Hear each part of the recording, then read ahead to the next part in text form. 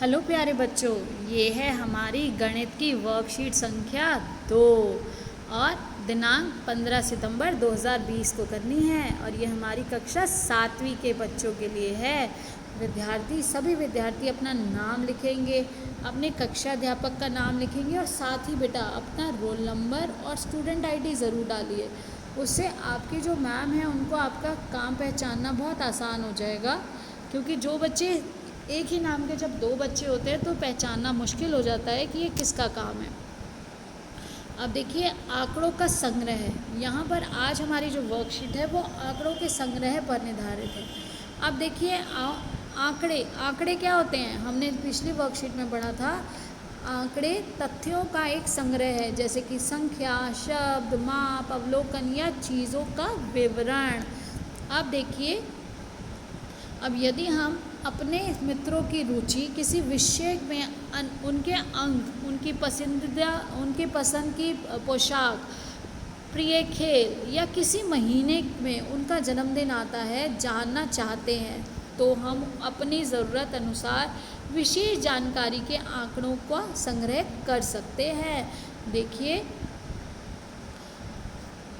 आओ आंकड़ों को एकत्रित करते हैं। ये देखिए, आंकड़ों का संग्रह है। आंकड़ों से आवश्यक विशिष्ट जानकारी को प्राप्त करने के लिए ध्यान में रखते हुए किया जाता है। आंकड़ों का संग्रह किसी एक बात को ध्यान में रखते हुए किया जाता है बेटा। जैसे यहाँ पर अगर आपके दोस्त, रिश्तेदार या परिवार के लोगों से बात कीजिए और कम से कम 15 लोगों के पहले आप जन्मदिन जानिए कि किसका जन्मदिन कौन से दिन, कौन से महीने में होता है। पहले आप महीना ही देख लीजिए।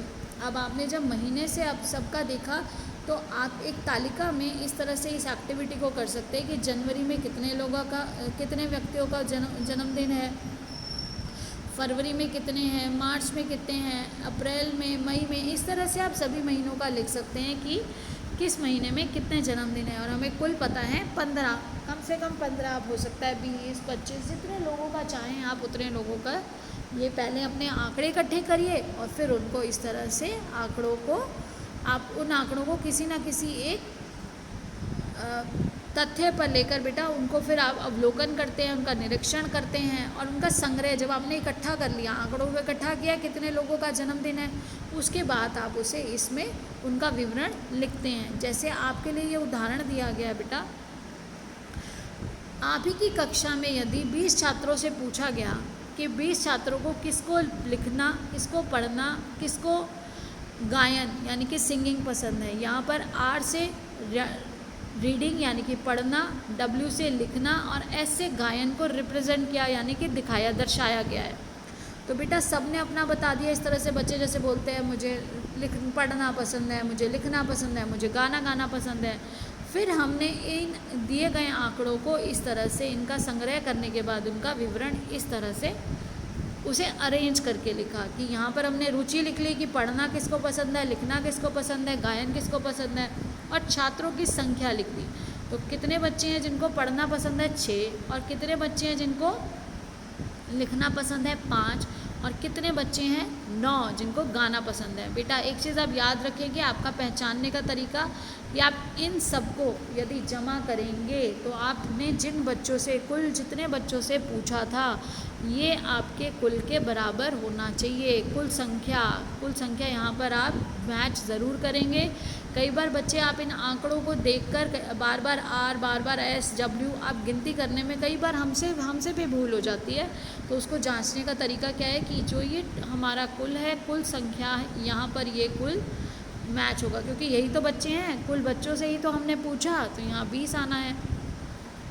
अब देखिए आज हमें करना क्या है। आज हमें वर्कशीट में अभ्यास के लिए दिया गया है कि 10 लड़कियों की ऊंचाई को सेंटीमीटर में मापा गया।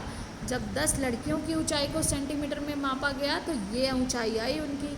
अब सबसे लंबी लड़की की ऊंचाई कितनी है, हमें बताना है सबसे लंबी लड़की की ऊंचाई कितनी है। तो देखिए यहाँ पर हमने देखा 135, 150, 139, 128, तो ये हमारा आ गया 151, क्योंकि यहाँ पर कहीं पर भी देखिए 151 सेंटीमीटर है जो सबसे लंबी लड़की की ऊंचाई है।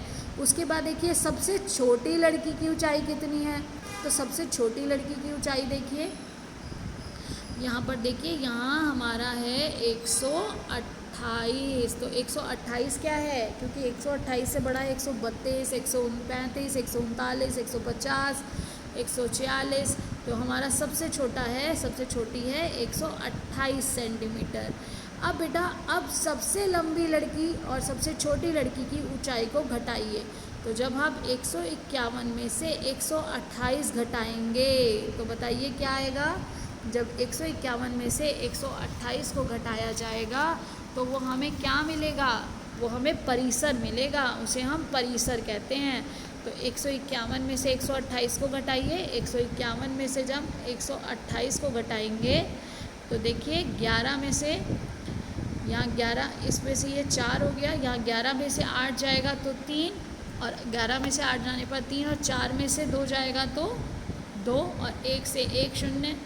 तो हमारा कितना आ गया, इसका उत्तर आ गया 23 सेंटीमीटर।